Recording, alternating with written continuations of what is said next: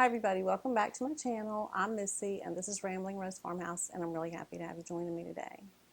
So it is a really cold day here in Louisiana, but as you can tell, I have my warm cozy fire, and I also have one of my very favorite seed catalogs here, and this is what I'm going to be showing you today. So I saw a quote not very long ago, and it said something to the effect of that the garden doesn't start in the spring, it starts in January with a dream. And I think that is so true. Every January, I can't wait to get my seed catalog in and start going through it and deciding what I want to plant in my new garden for the next spring and summer.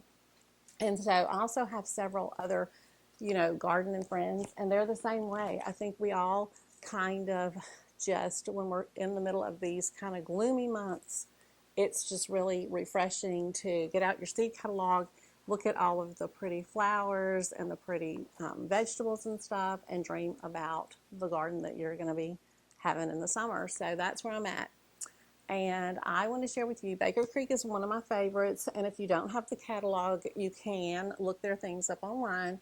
But I'm going to show you some things that we planted last year. You see, I have all these little things marked that I'm going to share with y'all.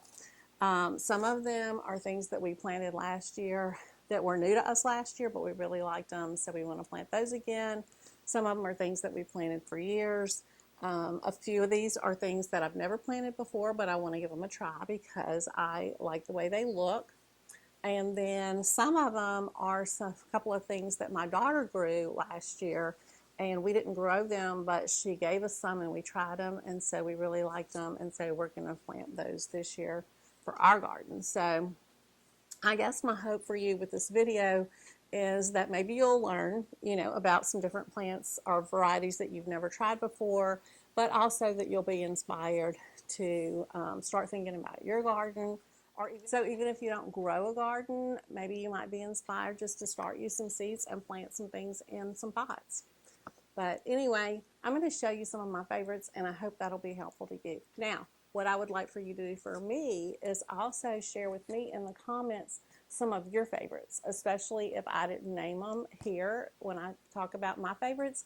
I would like to know what yours are, because they are something that I might want to look at and consider planting myself. So you share your favorites with me. I'm going to share my favorites with you. So let's go ahead and get started. Okay, so let's talk about basil.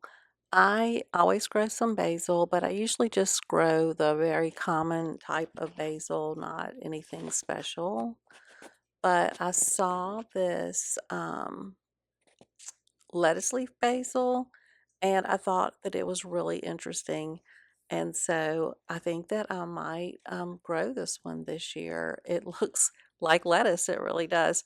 It says it's really big leaves, but that it's mild flavored and it's really good in salads and good for pesto. So it sounds like something that I think I might like. So I am definitely considering adding this basil to my garden this year. Okay, let's talk about green beans, because green beans is something that we grow a lot of and we eat a lot of them, and we grow enough green beans to last us for the whole year. And we commonly can green beans. The ones that I can are contenders. We have grown these blue lakes before, but contender is pretty much the one that we grow every year, and I put up like enough cans of those to last my family of 5 adults for a whole year, and that's a whole lot of green beans. But we get those at our local co-op. They don't have them here in the Baker Creek catalog. The some new beans that I grew last year are these right here, and they are a French filet bean, it says, and they are just a really small, narrow bean, and then the little seed pod bean part in the middle of them is really small, and so we really enjoyed these beans. I roasted these in my oven, and they were delicious. And so we probably will plant some more of these. These are another type of bush bean, just like the contenders that we plant. So those are all bush beans. And these would probably can up good too. I didn't can any of these. I froze some of those, but I didn't can them. So this is one of the things that I wanted to show you that my daughter grew last year that we may try to grow this year. Now, she grew the Chinese green noodle beans. These in the catalog here are the red ones. They don't have the green ones in here this year, so I don't know if they have them online or not, but they're not in the catalog. But she grew these, and they're sort of the same type bean, like a really narrow bean. She did say that she thinks these Taiwan ones would probably be about the same thing too. But both of those, she can't well, she cooked them the same way I cooked my little French beans by roasting those in the oven. And again, they're like a really narrow bean without a big bean in there.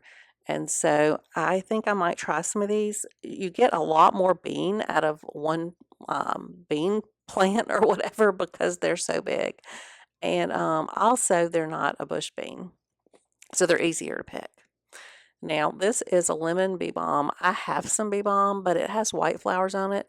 And I just think these are really pretty. And so I'm thinking I might add this into my herb garden where my other bee balm is, along with it, and with these pretty pink flowers. There's just so much in the catalog. You can really get carried away and want to plant some of everything. So it is not the time of the year for us to plant these things like broccoli and the lettuces and the cabbage and all that. We have those growing in our garden now in the winter, but we can't grow things like that in the summer. Here's something that I'm thinking about too. This is celery. I've never successfully grown celery before. I've tried, um, and it didn't do that great, but I saw this pink celery and I just thought it was really interesting. I like to grow some things that are different, and so I don't know. I'm going to think about that one, but I might try to add some celery into our garden this year.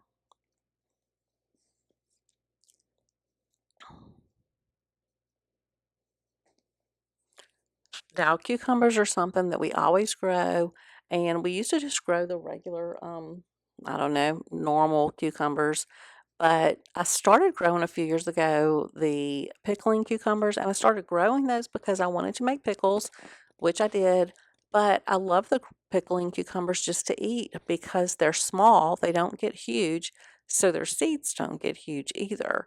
They stay smaller, and I just think they're really good. They have a good crispness to them, and they're good for eating and for making pickles. I wish I had enough room to plant a lot more flowers. I love all of the flowers, but we just have a limited garden space, and so I can't grow all the flowers I want to grow. These are goji berries, and they are really good for you, and there's a lot of different things you can do with them. And I've thought about trying to grow them for a couple of years, but I haven't ever done it. Part of the reason is they grow into a really big bush. Um, this red one says it gets from 6 to 13 feet tall. Like, that's huge. And I'm not sure that I have a big enough space to plant that, but it is something that I really do think that I would like to grow if I had room for it. And I don't know if I would grow the black one or the red one. I think they're both really good for you, and you can use them for a lot of different things.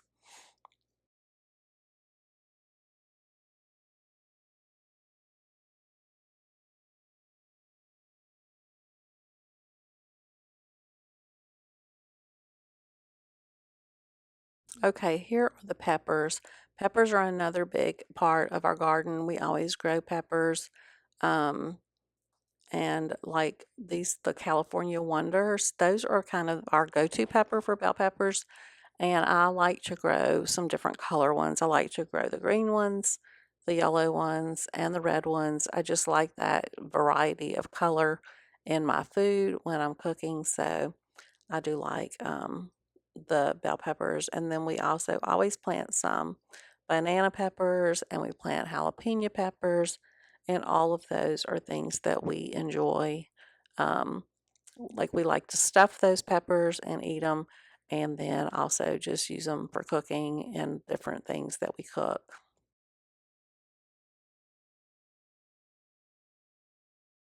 This is another thing right here that my daughter grew, and it's this candy roaster squash. We have never grown anything like this before, but she shared some with us, and they were really, really good. They taste delicious, and they are a squash that it will one that you can keep for through the winter and eat during the winter, or you can pick it and eat it, during the summer when you're growing it. But it's one that will last. You can keep it and store it and then have it during the winter. And it's just really good. So I think this is something that we're gonna add to our garden this year.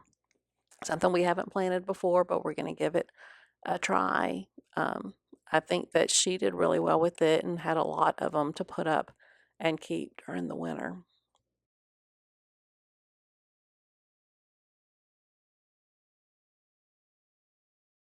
I would plant all the sunflowers if I had a place to. Okay, tomatoes.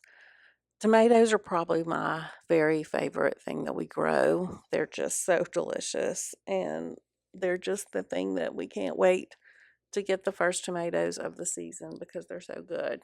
But I usually plant a lot of different varieties and more than what we need because our humidity will just do the tomatoes in and they just won't do good. But this one right here, this bread and salt, is a tomato that we grew for the first time last year. It did really well and it was really delicious. It's a big tomato and it's a really meaty tomato. So it worked really well, like for hamburgers and for sandwiches, and you really only needed like one that would fill up the whole thing. One slice of that tomato would fill up the whole thing. I didn't even plant the seeds for that one. It was something that my daughter-in-law gave us. She had a few leftover plants and they were great. So I want to plant those again. Now my favorite tomatoes are the dark ones like I'm showing you here. The, Cherokee Purple, the Black Creme, and then this chocolate cherry. I love the way the dark tomatoes taste. To me, they don't taste as acidic as the other tomatoes do, and I just really enjoy them. But the big ones usually don't do really well in my garden, but this black cherry does. And so it's a favorite. I like the chocolate cherry too. I don't know that they have it here, but both of those are the darker tomatoes. They give you that dark tomato taste. They're a little bit of a bigger cherry tomato, but they're really delicious. So I'll definitely have the black cherry in my garden this year. And I've probably planted almost every variety of tomatoes that are in this catalog at one point in time. But and I love the heirloom tomatoes, but I think sometimes the heirloom tomatoes can't deal with our humidity here. But these are like just a kind of a basic beefsteak. We'll probably plant something like that. And then I don't know if you saw these in my dehydrating tomatoes video, but these are the little spoon tomatoes and they're tiny. You can see how many they have in that spoon right there. They are really big on flavor though. I was really surprised at how good they tasted. And I dehydrated them and they make like a nice little crunchy, almost a kind of a croutony with a croutony feel in your salad, I guess, with a tomato taste. So they are really pretty neat, and I like those. And I think that I want to plant those again this year. I think I got those seeds last year free from Baker Creek with an order because I don't think they were something that I ordered. And then I like the bumblebee cherries too. They're really good. This is the purple bumblebee, and it's a stripe. It's got that dark tomato flavor, but these do really well here where we are. I also like the pink bumblebee and the sunrise bumblebee. It's a yellow and red stripe mix. It does really well, and so it's going to be definitely on my list to grow again this year too.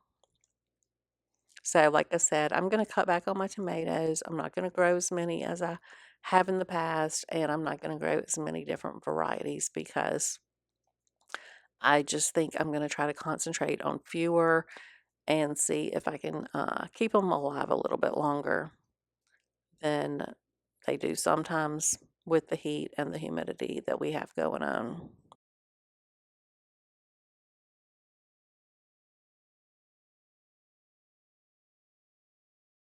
So I wanted to show you too my favorite flowers. I just think a garden's not complete without some flowers, and zinnias are definitely hands down the best flowers you can plant, at least in our area. They're so easy to grow. They do so good. They're the best bang for your buck. And these are the two favorites that I had last year.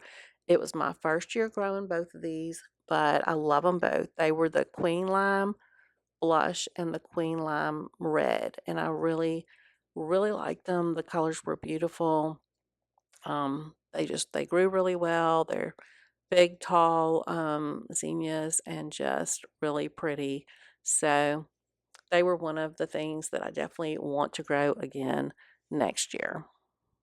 Well, I hope that you did enjoy this video and that it was helpful to you, and maybe you learned something that you didn't know before, or you saw some new varieties that you've never tried before. And I also hope that it just inspired you and just maybe, added some brightness to your dreary winter day. If you're like us, well, I guess everybody in the country's having this like winter vortex thing going on where it's been colder than usual. It's definitely been colder than usual for us, and we have some more really cold weather coming next week. So I'm going to go ahead and try to get my seeds ordered so that I can get them started in time to have them ready when it's time for us to plant our spring garden. So thank you for being here today. Be sure and leave me a comment letting me know some of your favorite varieties so that I can look at those, and also where you get them from. If you order them from someplace special, tell me what variety it is and where you get it from. And other people will enjoy seeing those things in the comments too. So if you liked this video, please be sure and give it a thumbs up and subscribe to my channel. I would really appreciate that. And I hope to see you back again next week with another video.